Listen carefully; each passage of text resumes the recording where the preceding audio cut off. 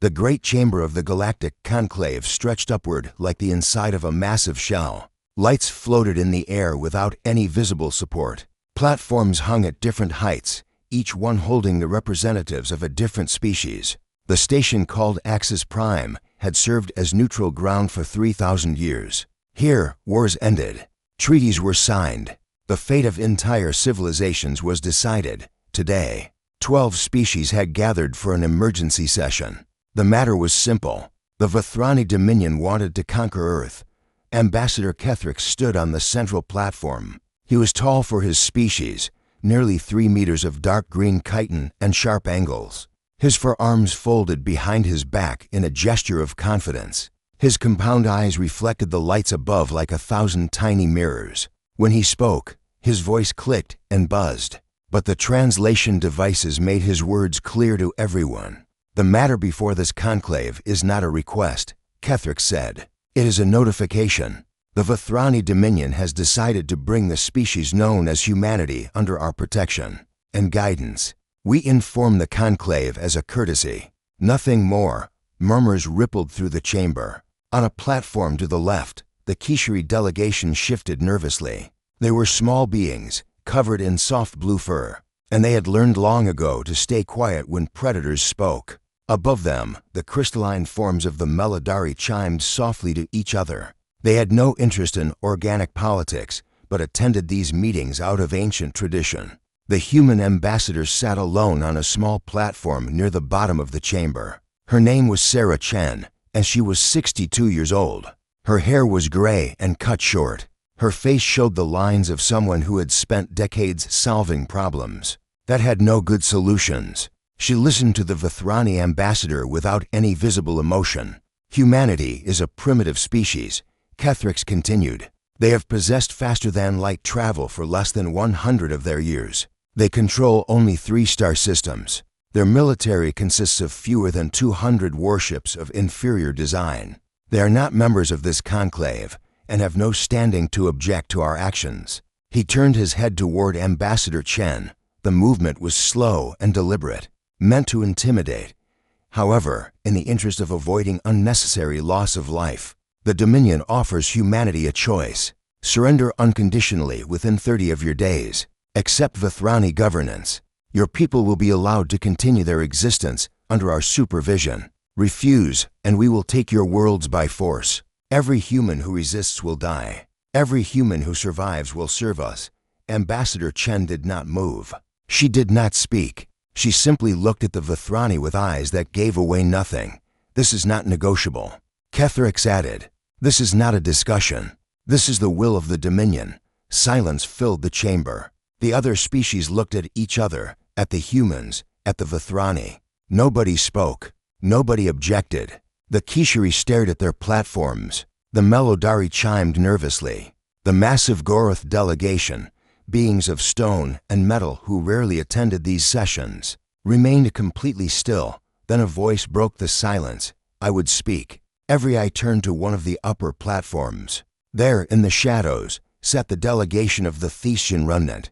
Once, the Thesians had been one of the great powers of the galaxy. They had controlled over 40 worlds. Their population had numbered in the trillions. Their ships had been works of art as much as instruments of war. Now, only 40 million Thesians remained. They lived on refugee stations scattered across neutral space. Their homeworld was a dead rock, burned to ash 3 centuries ago. They had no military. They had no economy to speak of. They survived on the charity of others and the memory of what they had once been. Elder Vuranesh rose slowly from his seat. He was ancient, even by Thesian standards. His skin was pale purple, thin enough that the veins beneath were visible. His eyes were large and dark, holding a sadness so deep it seemed bottomless. He walked with the help of a simple cane, each step careful and measured. The representative of the Thesian remnant is recognized, the conclave moderator announced. Vuranesh reached the edge of his platform and looked down at Kethrix. For a long moment, he said nothing. Then he spoke in a voice that was quiet but carried perfectly through the chamber. I must warn you, Ambassador, do not attack humanity. Kethrix made a sound that might have been laughter. The Thesians offer military advice. Your people could not even protect themselves. What wisdom can you possibly share? I share nothing but a warning, Varanash replied. I have lived for 400 years. I have seen empires rise and fall.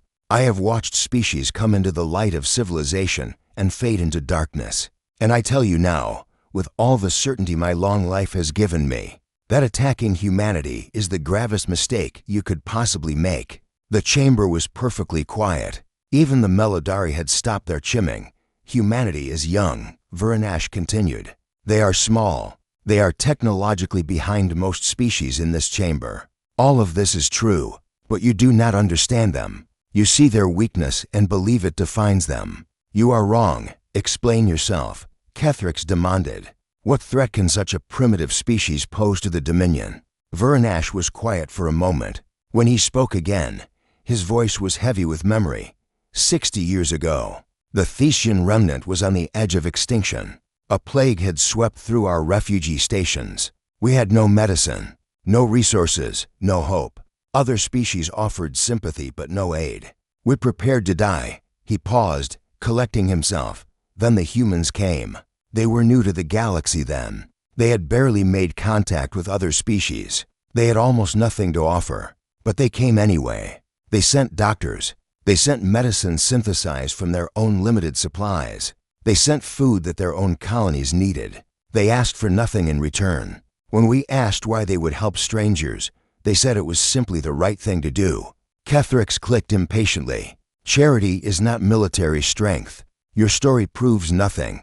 I am not finished, Varanash said. His voice grew sharper. We asked the humans if they knew what had happened to our home world. They said they did. They had researched our history carefully. They knew that the Vithrani Dominion had burned Thesha to ash 300 years ago. They knew your people had slaughtered 12 trillion of my kind for the crime of refusing to submit. Now there was tension in the chamber. Old wounds, old memories. The Vithrani had conquered many species. Most tried not to remember. We asked the humans what they thought of this, Varanash continued. Their ambassador looked at me with eyes that I will never forget. She said, "We will remember, nothing more." Just those 3 words. We will remember. Kethrix shifted his weight. For the first time, he seemed uncomfortable. Words are meaningless. I thought so too, Varanash said, until I learned what those words meant to humanity. Do you know their history, Ambassador? Do you know what they have done to those who wronged them? I have no interest in primitive history. Then let me educate you. Varanash leaned forward on his cane. Humanity has fought among themselves for their entire existence. War after war after war. They have experienced horrors that would break most species. And through it all, they have developed one trait that makes them more dangerous than any other being in this galaxy. He pointed a trembling finger at Kethrix. They never forget. They never forgive. And they never, ever stop. Enough of this. Kethrix snapped. I did not come here to listen to old stories from a defeated people. No, Varanash agreed. You came here to announce your own defeat. You simply do not know it yet. The Vithrani ambassador made a sound of disgust. He turned away from the old Thesian and addressed the chamber. The Dominion rejects this foolishness. Humanity is nothing. They will submit or they will die. This session is concluded. He began to walk toward his platform's exit. But Varanash's voice followed him. They will never let you go, Ambassador. Attack them, and they will follow you. Not just your military. You, every officer who gives an order, every soldier who pulls a trigger, every politician who supports this war. They will find you. They will remember what you did, and they will make you answer for it. Not in years, not in decades, in centuries, if necessary. They will never stop. Kethrix paused at the exit. He turned his head just enough to look back at the old Thesian. You are a relic of a dead civilization. Your words mean nothing. He left the chamber. The Vithrani delegation followed. The session was over. Slowly, the other species began to disperse. Some glanced at Ambassador Chen, still sitting silently on her platform. She had not said a single word during the entire session. Now she simply stood, nodded politely to no one in particular, and made her way toward the exit. On the Thesian platform, Varanash remained seated. A young aide, barely 50 years old, approached him carefully. Elder, why did you waste breath warning them? The Vithrani destroyed our world. They are our enemies. Veranash looked up at the young Thesian. His old eyes were tired but clear. I did not warn them for their sake. Child, then why? Veranash was quiet for a moment. He looked out at the empty chamber, at the floating lights, at the platforms where so much history had been made. I warned them because what the humans will do. No species should have to witness it twice. The young aide did not understand. She was too young. The Vithrani armada dropped out of faster-than-light travel like a swarm of angry insects. 800 warships spread across the darkness of space, their hulls gleaming with weapon ports and sensor rays. Admiral Kethvox stood on the command bridge of his flagship, the Eternal Dominion, and watched the stars shift around him. They had arrived in the outer reaches of human territory. A small colony world called New Dawn orbited a yellow star ahead of them. According to Vithrani intelligence, 30,000 humans lived there. Farmers mostly, some miners, a token defense force of perhaps 5 small patrol ships. This would be easy. Launch the assault pods, Admiral Kethvox commanded. Secure the colony. I want prisoners for interrogation. The armada moved forward. Assault pods carrying thousands of Vithrani soldiers shot toward the planet's surface. The Admiral watched on his tactical display as the pods entered the atmosphere and descended toward the main settlement. Then the reports began coming in. Admiral, the settlement is empty. Kethvox turned sharply. Explain. There are no life signs. The buildings are intact, but the population is gone. Our soldiers are finding nothing but abandoned homes and empty streets. The Admiral felt a flicker of unease. He pushed it aside. Search the surrounding area. They must be hiding somewhere. More reports came in over the next hour. The soldiers searched every building, every underground shelter, every vehicle. They found nothing. The humans had vanished like ghosts. More than that, they had taken everything valuable with them. Food stores were empty. Fuel depots were drained. Computer systems had been wiped clean. Even the medical facilities had been stripped of supplies. All that remained was a single message, playing on repeat from the colony's communication tower. Turn back. Last warning. Admiral Kethvox stared at the message for a long moment. Then he made a sound of contempt. They run and hide like prey animals. Move the fleet to the next system. We will find them eventually. The armada continued its advance. They visited for more colony worlds over the following week. Each one was the same. Empty buildings, stripped resources, the same message playing on repeat. The humans were retreating, giving up their territory without a fight. The Vithrani High Command was pleased. Victory was coming even faster than expected. At this rate, they would reach Earth itself within a month. The humans were cowards, unwilling to face the superior might of the Dominion. Only Admiral Kethvox felt troubled. Something was wrong. Wars did not work like this. No species simply abandoned their worlds without resistance. There had to be a trap somewhere, but he could not see it, and his superiors demanded results. They reached New Helsinki 3 weeks into the invasion. New Helsinki was the largest human colony outside the Sol system. Nearly 2 million people lived there. It was a proper world with cities and industry and a real military presence. The Vithrani intelligence reported at least 40 human warships defending the system. Finally, a real battle. Admiral Kethvox brought 200 of his best ships to lead the assault. The rest of the armada spread out to secure the surrounding space and prevent any escape. This time, there would be no running. The humans would fight, and they would lose. The human fleet emerged from behind the planet's largest moon. 43 ships. Just as intelligence had predicted, they were smaller than Vithrani warships, with less armor and fewer weapons. Their designs looked almost primitive compared to Dominion technology. Admiral, his tactical officer reported, the humans are forming a defensive line between us and the planet. They appear to be preparing to fight. Finally, Kethvox said, some courage. It will not save them. All ships, attack formation. Destroy their fleet. The battle began. The humans fought with surprising skill. Their ships were fast and maneuverable, dancing between Vithrani formations and striking at weak points. Their weapons were less powerful individually, but they coordinated their fire with impressive precision. Within the first hour, They had destroyed or disabled 12 Vethrani warships. But numbers told the final story. For every hit the humans landed, the Vethrani landed 5. For every Vethrani ship that fell, 3 human ships were destroyed. The defensive line began to crumble. Human ships exploded in bright flashes of light. Escape pods launched in desperate streams. By the end of the 4th hour, the human fleet was gone. 31 ships destroyed completely, 12 more disabled and drifting. Only a handful had managed to retreat toward the inner system. The space around New Helsinki was filled with debris and bodies. Admiral Kethvox allowed himself a moment of satisfaction. The battle had been costly, but victory was his. Now came the occupation.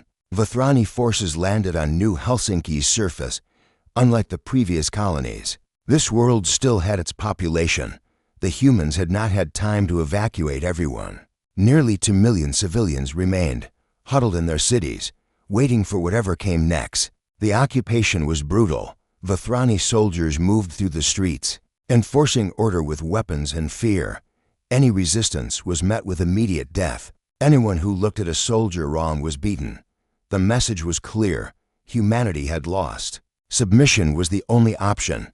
12,000 humans were selected as prisoners. Some were military personnel captured from disabled ships. Others were civilians chosen at random from the population. They were transported to holding facilities on the edge of the main city, where they would wait for interrogation. High Commander Kethvox himself traveled to New Helsinki to oversee the next phase. He had promised the conclave that humanity would submit or die. Now he would prove it. A communication was broadcast across every galactic news channel. Kethvox stood before a group of 100 human prisoners, their hands bound, their faces showing fear and defiance in equal measure. Citizens of the galaxy, Kethvox announced, witness the fate of those who resist the Dominion. He gave a signal. Vethrani soldiers raised their weapons. 100 humans died in a single moment. Their bodies fell to the ground while cameras broadcast the image to every corner of known space. This is the price of resistance, Kethvox continued. Humanity has been offered mercy. They have refused. Now they will learn the true cost of defiance. The Dominion is inevitable. Submit and live. Resist and die. There is no third option. The broadcast ended. Across the galaxy, species watched in horror or indifference, depending on their nature. The Kishari trembled. The Goroth observed without visible reaction. The Thesians wept, quietly remembering their own history. Ambassador Kethvox returned to his shuttle, satisfied. The message had been delivered. Humanity would break soon. He did not notice the strange looks on some of the human prisoners' faces. He did not see how they watched the execution without the terror he expected. Some of them even seemed to be smiling. And he certainly did not notice that among the destroyed human ships, certain pieces of wreckage did not match their registered configurations. The intelligence officers who examined the debris would find this strange. The hull plating was too thin. The weapons were outdated models, decades old. The engine cores were undersized and inefficient. It was almost as if the humans had been flying obsolete ships, ships that had been pulled out of storage specifically to lose this battle. 12 light years away, in a hidden facility carved into the heart of an asteroid, Admiral Sarah Chen watched the broadcast of the execution. Her face was stone. Her eyes were ice. Round her stood the command staff of the real human fleet, the fleet that the Vethrani knew nothing about. Status report, she said quietly. All assets are in position, her operations officer replied. The decoy fleet performed as expected. Vethrani casualties exceeded projections. Their fleet disposition has been mapped completely. And our people on New Helsinki? The prisoners are all volunteers, Admiral. They knew the risks, the ones who were executed. They died so that the others could be placed exactly where we need them. Admiral Chen closed her eyes for just a moment. She allowed herself a single breath of grief for the 100 who had just died. Then she opened her eyes again, and they were harder than before. The Vethrani think they've won, she said. They think we're broken. They think our fleet is destroyed and our people are cowed. She turned to face her staff. They're wrong. What they destroyed was our theater fleet. Old ships, volunteer crews. Bait, the real fleet is right here. 2,000 ships, 10 years of secret construction, every piece of technology we could develop or steal or improvise. She pulled up a holographic display showing the positions of every Vithrani ship in human space. They've spread themselves thin across our colonies. They've placed their command staff in predictable locations. They've underestimated us at every turn. A cold smile crossed her face. They wanted a war. We're going to give them one, but not the kind they expected. We don't fight fair. We don't fight by their rules. We fight to win, whatever it takes. However long it takes. She looked at each of her officers in turn. Phase 1 was sacrifice. We gave them victories to make them confident.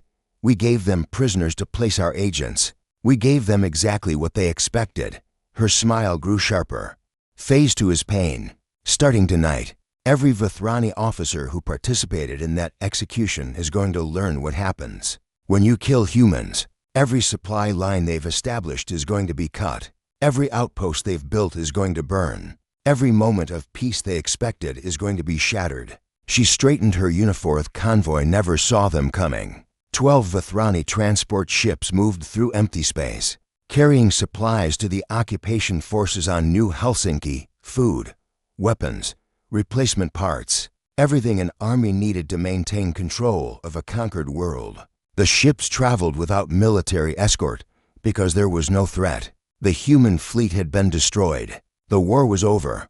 The attack lasted 43 seconds. Ships appeared from nowhere, emerging from the darkness between stars like predators from shadow. They were small and fast, painted black, almost invisible against the void.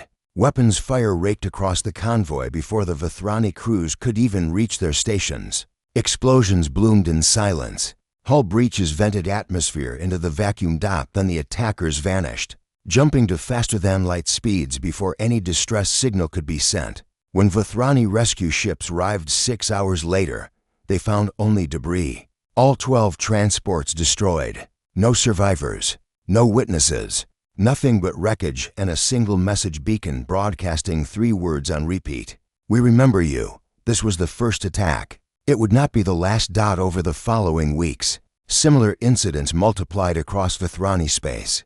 A military outpost on a distant moon went silent. When investigators arrived, they found every soldier dead, killed in their sleep by an unknown toxin. Another message had been left painted on the wall in Vithrani blood. We remember you. A governor's mansion on an occupied world exploded in the middle of the night. The governor survived, but his entire security staff was killed. On his pillow, he found a note listing every human he had ordered executed, with their names written in careful handwriting. At the bottom of the note, we remember you. A high-ranking admiral retired to his private estate, far from the front lines, confident that he was safe. He woke one morning to find his personal files scattered across his bedroom floor. Files that should have been impossible to access. Records of every order he had given, every atrocity he had authorized. Standing in the corner of his room was a human woman in black clothing, holding a knife. Admiral Kethros, she said calmly. 14 years ago, you ordered the destruction of a human research station. 47 scientists died. Their names were, she listed every name. All 47. Without hesitation or error, we remember you. She finished. The admiral was found dead 3 days later. The human assassin was never caught. High Commander Kethros received reports of these incidents with growing fury. This was impossible. The human fleet was destroyed. Their military was broken. How could they be striking deep into Dominion territory? How could they be reaching targets that should be completely secure? Find them. He screamed at his intelligence officers. Find these attackers and destroy them. But the attackers could not be found. They appeared without warning and vanished without trace. They struck where they were least expected and avoided every trap set for them. They seemed to know Vithrani patrol routes, security codes, and personal schedules. It was as if they had eyes everywhere. And always, always. They left the same message. We remember you. The Vithrani began to experience something they had never felt before. In their centuries of conquest, fear, not fear of battle or death, but fear of the unknown. Fear of enemies who could strike anywhere at any time. Fear of shadows and silence and the dark spaces between stars. Paranoia spread through the officer corps. Commanders began refusing to travel without massive escorts. Governors hired personal food tasters, terrified of poison. Soldiers jumped at unexpected sounds and shot at shadows. The occupying forces became as much prisoners as their human captives, trapped in their own fortifications by terror of what waited outside. Then the assassinations began targeting specific individuals, not random officers, not convenient targets. The specific officers who had participated in the execution broadcast, the ones who had pulled the triggers that killed 100 human prisoners. One by one, they began to die. The first was found hanging in his quarters, a noose around his neck made from human-made rope. Impossible rope that should not exist on a Vethrani ship. A note in his hand read, "You killed Maria Chen. Her husband remembers." The second died from a rare poison derived from a plant that grew only on Earth. No human had visited Vethrani space in decades. The poison should not exist here. Yet there it was, in his morning drink, stopping his heart before he could call for help.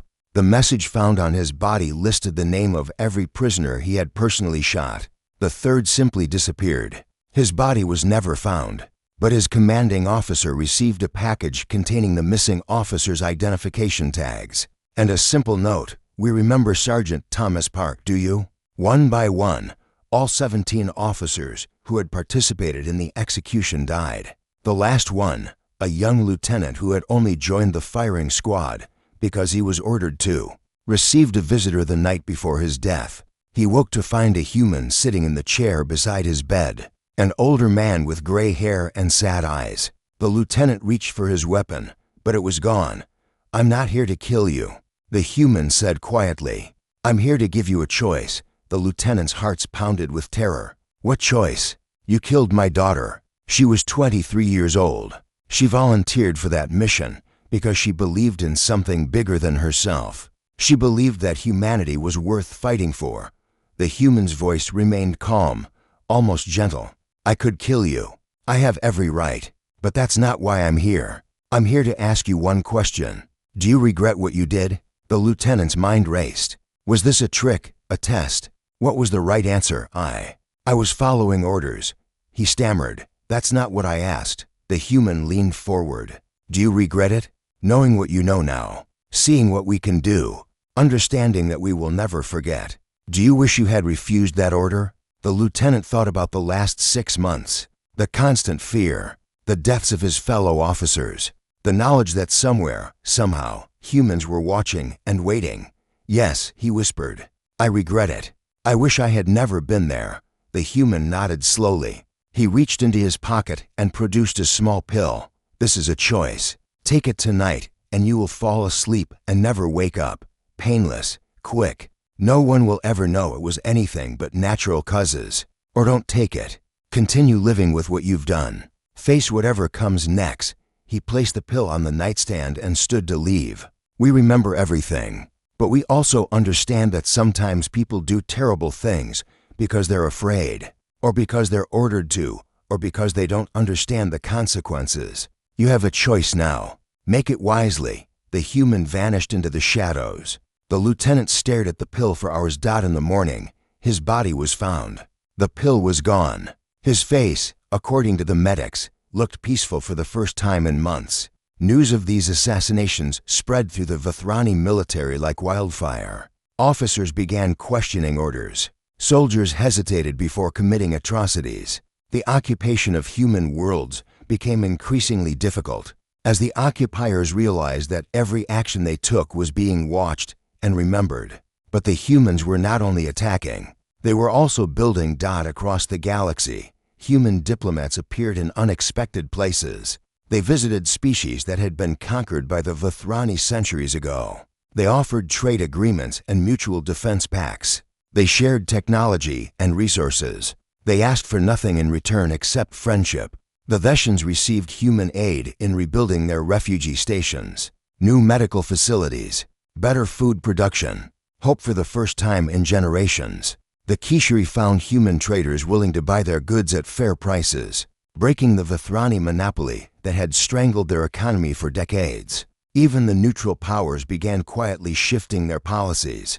The Meladari, who had remained aloof from organic politics for millennia, suddenly developed an interest in human art and music. The Goroth, who traded with anyone, began mysteriously losing shipments destined for Vithrani space while human-bound cargo arrived. Without incident, the Vithrani Dominion found itself increasingly isolated. Trading partners withdrew. Diplomatic contacts went unanswered. Species that had been too afraid to oppose them suddenly discovered courage, knowing that humanity was watching and would remember their choices. Elder Vuranesh received a human visitor in his quarters on the Thesian refugee station. She was a diplomat named Elizabeth Wright, middle-aged and unremarkable in appearance, but her eyes held the same steel he had seen in human eyes 60 years ago. "You warned them," she said. "At the conclave, you tried to tell them what we would do. They did not listen," Vuranesh replied. "They never listen. The powerful never believe they can be touched. Why did you warn them? After what they did to your people?" The old Thesian was quiet for a long moment. "I warned them because I know what you are capable of. I have seen it. I have felt it. When you helped us survive, when you learned what the Vithrani had done to us, I saw something in your eyes that terrified me." He looked directly at the human dip. 2 years had passed since the invasion began. 2 years of shadow war and silent death. 2 years of watching their empire slowly crumble from within. High Commander Kethrix stood before the Vithrani War Council, knowing that his career and possibly his life depended on what happened next. The council chamber was dark and cold, filled with the clicking sounds of angry officials. Every compound eye in the room was fixed upon him, waiting for an explanation. "The situation is critical," he admitted. "Human attacks have disrupted 70% of our supply lines. Occupied worlds are in revolt, supplied with weapons we cannot trace. Our economy has collapsed under the weight of sanctions organized by human diplomats. We are isolated, surrounded by former allies who no longer answer our communications." "How is this possible?" demanded Council Leader Kethshar. "They are primitives. They had 40 ships. We destroyed their fleet. We destroyed a decoy fleet," Kethrix replied, the words bitter in his mouth. "Our intelligence was wrong. Humanity had been preparing for this war for decades. They built ships in secret. They trained soldiers in hidden facilities. They planted agents throughout our territory. Everything we believed about them was a lie designed to make us overconfident." The council erupted in angry clicking and buzzing. Accusations flew back and forth. Officers blamed intelligence services. Politicians blamed military leaders. Everyone blamed everyone except themselves. Enough. Council Leader Kethshar slammed his fists against the table.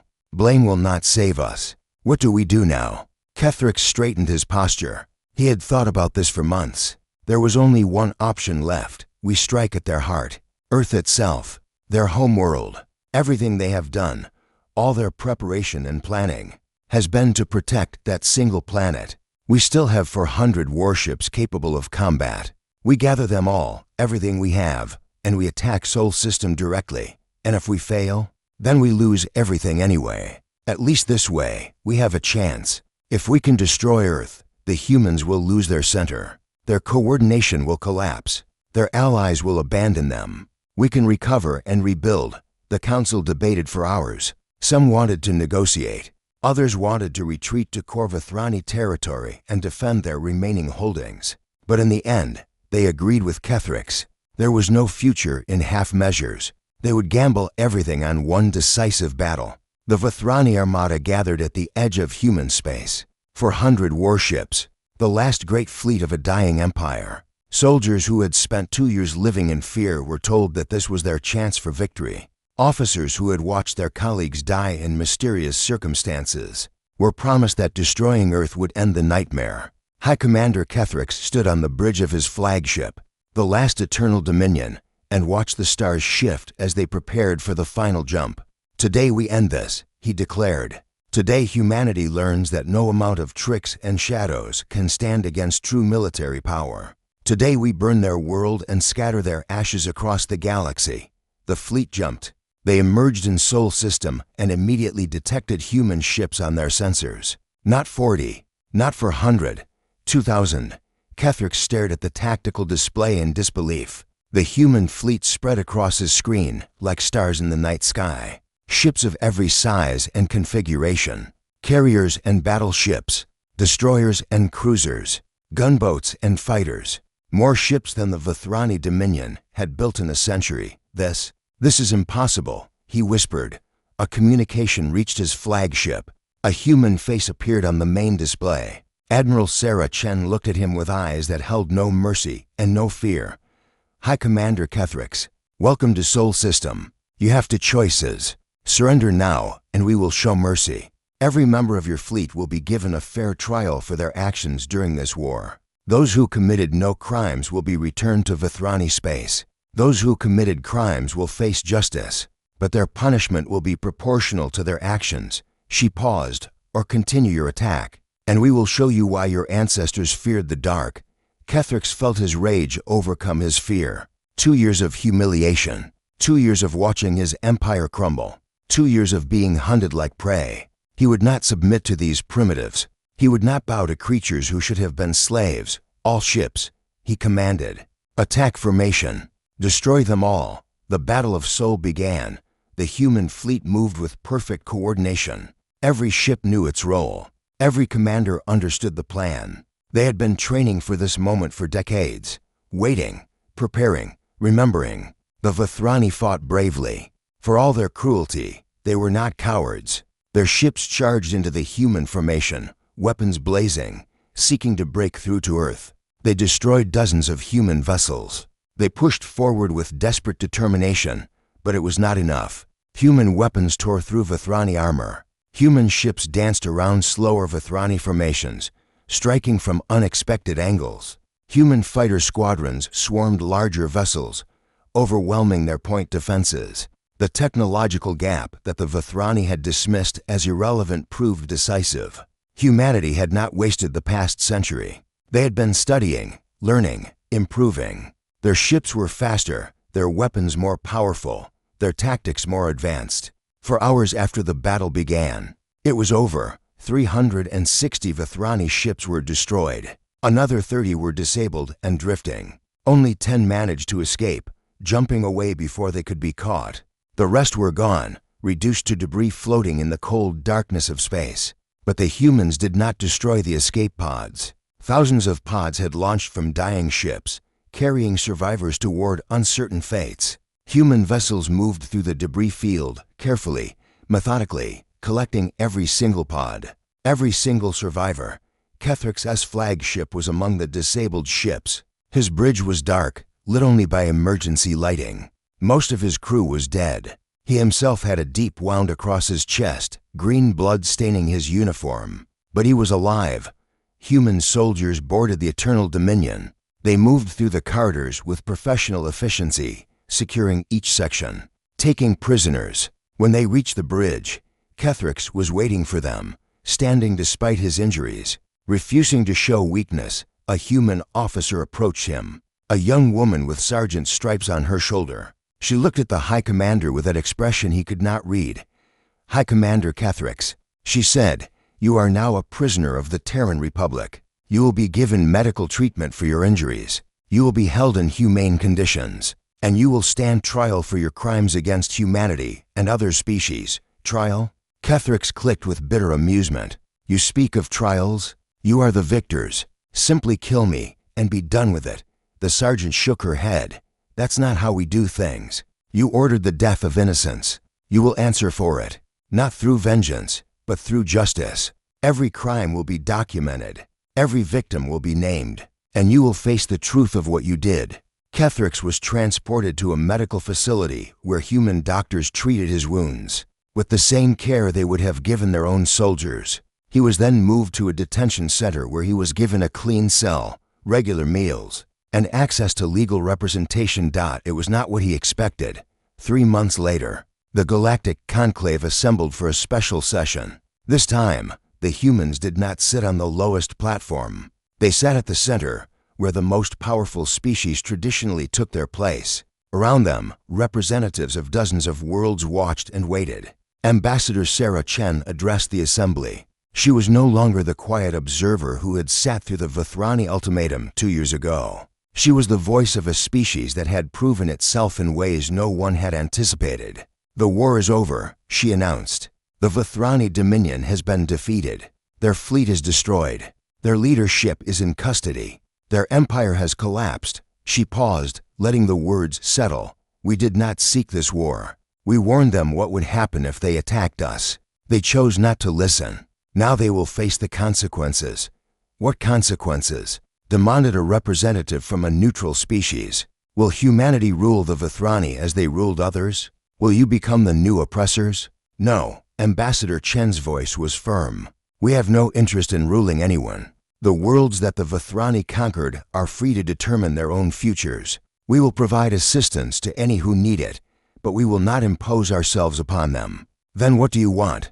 "Justice." Chen pulled up a holographic display showing thousands of faces, Vithrani and otherwise, military officers and civilian officials, soldiers and politicians. These are individuals who committed crimes during the Vithrani expansion, not just against humans, but against every species they conquered. The Veshans, the Korati, the Mendari. Every atrocity committed under the banner of the Dominion has been documented. Every victim has been named. She looked around the chamber. Humanity proposes the creation of a galactic tribunal, an independent body with representatives from every affected species. This tribunal will try those accused of crimes against civilization. Evidence will be presented. Defense will be provided. Verdicts will be reached through due process. And what happens to those found guilty? Justice will be served. Some will be executed for the worst crimes. Others will serve sentences appropriate to their actions. But this will not be vengeance. 5 years had passed since the war ended. The galaxy had changed in ways that no one had predicted. The Vithrani Dominion was gone. Not destroyed. Not exterminated. Simply dissolved like a nightmare fading in morning light. The 17 worlds they had conquered were free now, rebuilding their societies with help from humanity and other willing species. Some struggled. Some thrived. All were learning what it meant to determine their own futures. The Vithrani themselves remained, but they were not the same. The trials had continued for years, methodically working through thousands of cases. Some defendants were executed for the worst crimes. Others served sentences in humane prisons. Many were released after demonstrating genuine change. The process was slow and sometimes frustrating, but it was fair. More importantly, it was changing Vithrani society from within. Young Vithrani grew up watching their elders face accountability for past actions. They learned that conquest had consequences. They learned that the galaxy remembered. Many of them chose different paths than their parents and grandparents. The Office of Remembrance had become a permanent institution. Human investigators, working alongside representatives from other species, documented crimes throughout the galaxy. Not just Vithrani crimes, any crimes. Wherever atrocities occurred, the office was watching. Wherever injustice went unpunished, the office was recording. They did not seek to police the galaxy. They did not impose themselves on other civilizations. They simply remembered. They documented. They ensured that the truth could not be buried or forgotten, and species took notice. A warlord on a distant world prepared to massacre a rival population. Before he could give the order, he received a message from the Office of Remembrance. The message contained his name, his position, and a detailed list of every atrocity he had already committed. At the bottom was a simple statement: "We are watching. We remember. Choose wisely." The massacre did not happen. A corporate executive planned to exploit a primitive species for profit, stripping their world of resources and leaving them to die. A human diplomat arrived at his office with a folder containing evidence of his plans, and a gentle suggestion that he reconsider. The executive, remembering what had happened to the Vithrani, chose a different business strategy. A government considered persecuting a minority population. Before they could act, they found that human journalists had somehow obtained their internal communications. The documents were published across galactic networks. The persecution was abandoned, over and over, across the galaxy. Beings looked at their choices and thought about the humans who never forgot, the humans who never stopped, the humans who would chase you to the ends of the universe if you harmed the innocent. Some called it terrifying, others called it inspiring. The Veshans called it justice, Elder Vuranash stood before a memorial on New Thesha. The world was not the same as their original home world, but it was home now. 40 million Theshans had grown to 60 million over the past 5 years. They had children. They had futures. They had hope. The memorial listed every name. All 12 trillion who had died when the Vithrani burned Old Thesha 3 centuries ago. The list stretched for kilometers, carved into black stone that would last for ages. At the center of the memorial stood a statue of 2 figures. One was Thesian, the other was human. They stood together, looking up at the stars. A human veteran stood beside Vuranash. Her name was Sarah Chen, and she was no longer an admiral or an ambassador. She had retired from public service after the war, wanting only to rest. But she had made one final journey to New Thesha for this moment. 12 trillion names. She said quietly, "It took us 3 years just to compile the list. We searched every archive, every record, every memory. We found as many as we could. You did not find them all," Vuranash replied. "There are still millions whose names were lost forever, I know, and that breaks my heart. But we found most of them. We made sure they would be remembered." Vuranash turned to look at the old human woman. His own great age seemed less heavy somehow, standing next to someone who understood. "Why did you do this?" he asked. "Why did humanity fight so hard for people you had never met? Why did you build this memorial for a species that was nearly extinct? Why do you remember when you could simply move on?" Sarah Chen was quiet for a long moment. She looked at the names carved into the stone, each one representing a person who had lived and loved and dreamed. "Because someone has to remember," she said finally. "Because if no one remembers, then the ones who died are truly gone. Not just dead, but erased, as if they never existed at all." She touched the stone gently. "And because once, long ago, no one remembered us. My ancestors faced genocide, slavery, oppression. Their names were lost.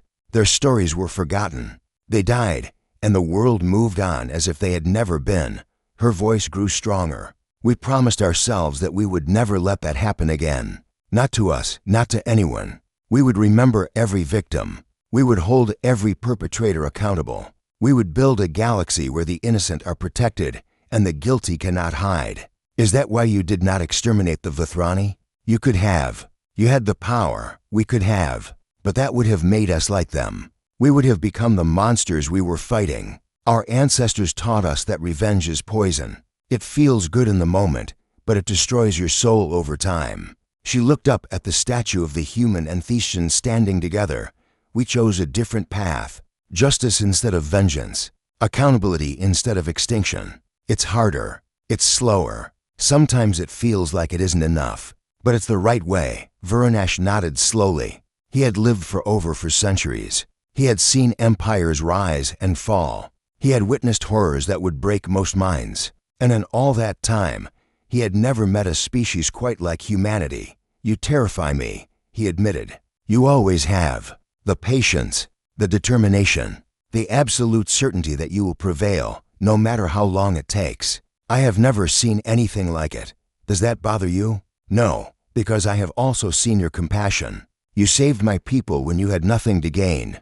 You built hospitals for strangers. You gave your own food to children you would never meet. You are capable of terrible things, but you are also capable of wonderful things." He reached out and touched her hand. "You are the most dangerous species in the galaxy, but you are also the most hopeful. And I believe that in the end, the hope will win." Across the memorial, young Theshans walked among the names. Some touched the stone, whispering to ancestors they had never known. Others stood in silent contemplation. A few human visitors moved among them, offering comfort or simply sharing the moment. A young Thesian girl, perhaps 10 years old, approached Sarah Chen with curious eyes. "Are you human?" she asked. "I am. My teacher says humans saved our people." "Is that true?" Sarah Chen knelt down to the girl's level. "We helped, but your people saved themselves. You survived when everything was against you. You held on to hope when hope seemed impossible. We just gave you a little support when you needed it." The girl considered this seriously. "My teacher also says humans never forget. Is that true too?" "Yes, we remember everything. The good and the bad. The heroes and the villains. The triumphs and the tragedies, even me. Will you remember me? Sarah Chen smiled. I already do. And I always will.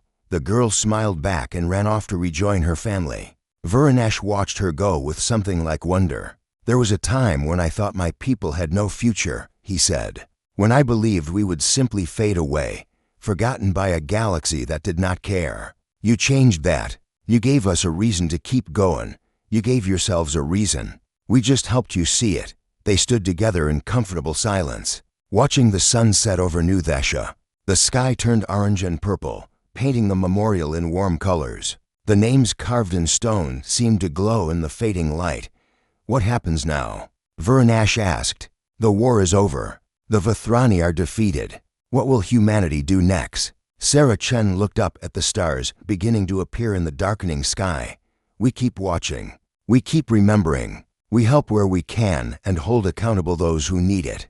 We build alliances based on mutual respect instead of fear. We try to create a galaxy where what happened to your people can never happen again. And if someone else tries what the Vithrani tried, if another species decides to conquer and destroy, her eyes hardened slightly, then we will be there. We will remember, and we will never let go. Varanash nodded.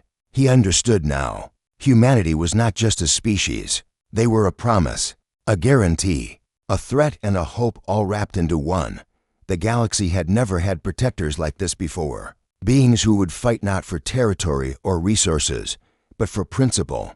Beings who would remember the forgotten and hunt the guilty across centuries if necessary. Beings who offered friendship to the innocent and justice to the cruel. It was terrifying. It was inspiring. It was exactly what the galaxy needed. Thank you, Varanash said finally, for everything. Sarah Chen squeezed his hand gently. Thank you for trying to warn them. At the conclave, all those years ago, it was kind, even though they didn't listen. I had to try, I know. That's what makes you different.